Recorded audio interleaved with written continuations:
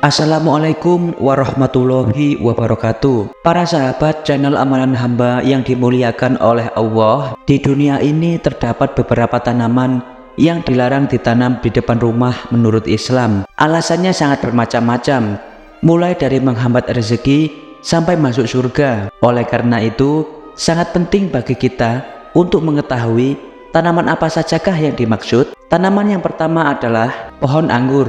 Pohon anggur merupakan salah satu buah favorit masyarakat Indonesia karena rasanya yang sangat manis. Meskipun enak atau bisa menjadi olahan makanan, ternyata pohon anggur ini berpotensi menghalangi rezeki yang akan datang kepada kita.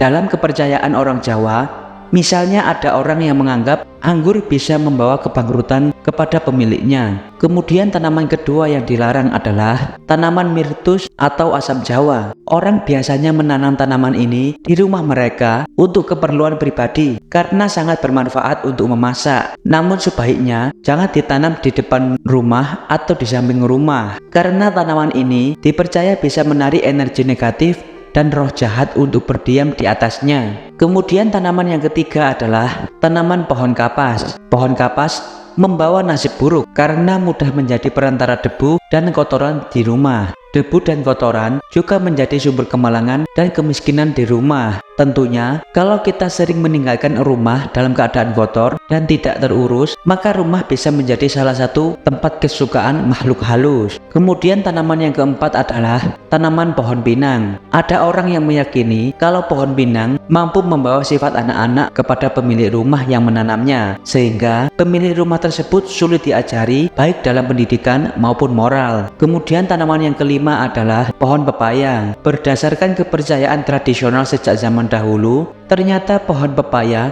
selalu terkait sebagai pohon yang kurang baik kehadirannya. Pasalnya pohon pepaya ini tidak hanya membawa energi buruk ke dalam rumah, tetapi juga menjadi salah satu tempat kesukaan makhluk gaib. Dengan adanya makhluk tersebut, maka akan semakin banyak godaan yang membuat Anda untuk berbuat jahat atau hidup tidak tenang. Kemudian tanaman yang keenam adalah tanaman berduri. Tanaman yang memiliki duri tajam dan berpotensi untuk melukai orang di sekitarnya itu dilarang untuk dipelihara dan ditanam menurut Islam karena dapat menjadi sumber potensi yang berbahaya bagi keselamatan orang lain. Agama Islam mengajarkan untuk saling menjaga keselamatan terhadap sesama, sehingga tanaman yang dapat menyebabkan cedera fisik atau berbahaya sebaiknya tidak untuk ditanam dan dipelihara. Kemudian tanaman yang ketujuh adalah tanaman mati. Selain mengurangi estetika halaman di depan rumah, tanaman mati bisa membawa hal buruk bagi kehidupan.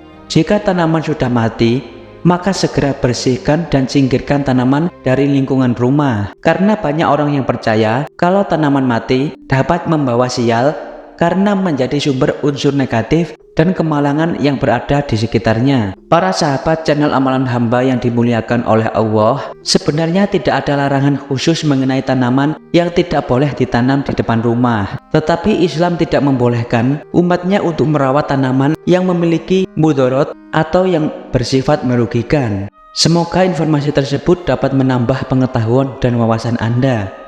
Sampai jumpa di lain kesempatan, dan Assalamualaikum warahmatullahi wabarakatuh.